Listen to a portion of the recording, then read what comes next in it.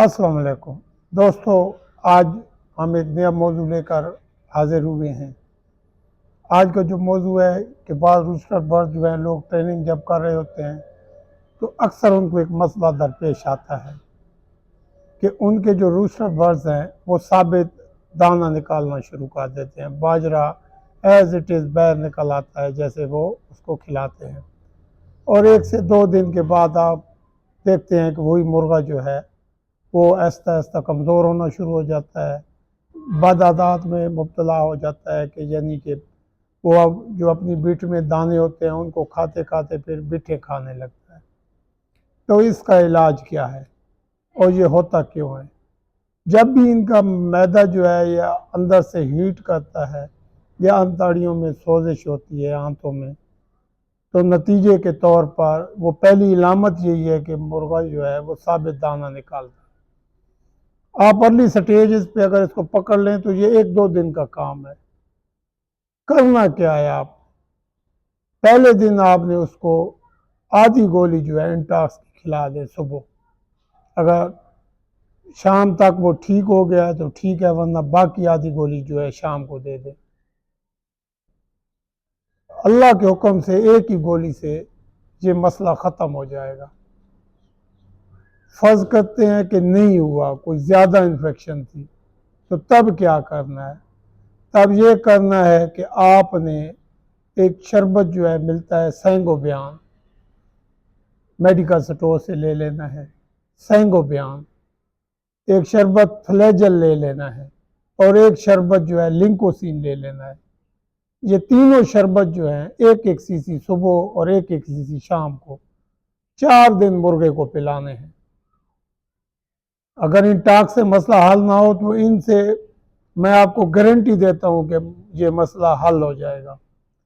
आपका मुर्गा जो है साबित बाजरा जो है या दाना जो है वो नहीं निकालेगा, ये मेरी गारंटी है। अब देसी इलाज की तरफ जाएं तो वो भी है। वो ये है कि आप कुछ दिन उसको बाजरा ना खिलाएं, बाजरे का आटा बना लें और वो खिलाएं। सुबह के टाइम पे जिस टाइम वो भूखा हो, धूप सही तरीके से निकली हो, धुंध वगैरह ना हो, आपने मूली जो है वो मंगवा लेनी है। इसके जो पत्ते हैं ऊपर, उसकी जो डंडियां हैं, उनको बिल्कुल छोटा छोटा काट के उसके आगे रख देना है। वो जी भर के खाए, जितना खा सकता है वो मुकम्मल खा ले। वो डंडियां भी खा जाए, मूली के पत्ते भी खा जाए। उसके बाद सारा दिन उसके आगे पानी नहीं रखना, वो वैसे ही खड़ा रहे धूप में। 4-5 बजे जब आप देखेंगे कि वो खाली हो चुका है, उसमें पत्ते वगैरह कुछ भी नहीं है, फिर आप उसको खुराक दें खाने के लिए, और बेशक पानी की 2-4 नोकें जो हैं वो लगा दें। इस तरीके से भी उसका मैदा ठंडा हो जाएगा। लेकिन दोस्तों, जो देसी इलाज आपको पता है ये देर से असर करता है, जबकि जो इंग्लिश इलाज है वो फौरी असर करता है। अब ये आप पे डिपेंड करता है कि आप कौन सा इलाज चूज़ करते हैं। मैंने दोनों ही चेक किए हैं और दोनों ही बेस्ट हैं, और इंग्लिश इलाज जो है वो देसी इलाज से बहुत बेस्ट है कि वो फौरी रिज़ल्ट दे देता है। क्योंकि जो हमारा रूस्टर बर्ड होता है, अगर वो कुछ दिन ऐसे बीमार रह जाए तो हमारे किसी काम का नहीं रहता। तो हमें उसके लिए फौरी रिज़ल्ट चाहिए, और फौरी रिज़ल्ट जो है वो हमें इसी से मिलता है। ऐसे मुर्गों को जो साबित बाजरा बह निकाल रहे हों, इनको अंडा देना, आयली चीज़ें देना, और ये जो दूसरी चीज़ें हैं रोगनी, बादाम हो गया, ये उनको नुकसान देती हैं, फ़ायदा नहीं होता। फ़ायदा जब वो एक दफ़ा ठीक हो जाए उसके बाद जो है आप उसको जो मर्ज़ी आए खुराक देंगे तो उसको फ़ायदा होगा, अदरवाइज़ कोई फ़ायदा नहीं होगा। इसके अलावा दोस्तों, आजकल जो मौसम है, कई लोग पूछ रहे हैं कि बाजरा जो है आप कैसे देते हैं।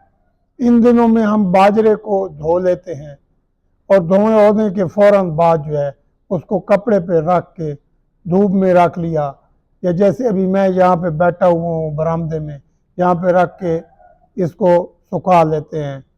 चाहे पंखे की मदद से सुखा लें, चाहे जैसे भी, उसमें नमी ना हो। जैसे कि ये आपको नज़र आ रहा है कि अब ये बाजरा जो है ये मैंने इसको बिल्कुल खुश्क कर लिया, इसमें नमी नहीं है। अब ये वाला बाजरा जो है ये अब जब हम उसको खिलाएंगे इसकी तासीर जो है गर्म भी नहीं होगी। अगर हम खुश्क बाजरा खिलाएं तो हमारे बर्ड जो हैं वो कब्ज़ का शिकार हो जाते हैं। ये वाला बर्ड जो बाजरा खाएगा तो वो जो बाजरा है ये खुश्क नहीं होगा, उसको कब्ज़ भी नहीं होगी, और दूसरा वो हाज़म भी जल्दी कर जाएगा। और तीसरा जो इनके ऊपर मट्टी होती है, और बाज़ लोग जो हैं इनमें दवाएं वगैरह रख के इसको बाजरे को स्टोर करते हैं, धोने से वो असर भी इसका ख़त्म हो जाता है। तो दोस्तों, आज की जो ये वीडियो है अगर आपको हमारी अच्छी लगे तो लाइक और शेयर ज़रूर कर दीजिएगा। बहुत शुक्रिया। अल्लाह हाफ़िज़।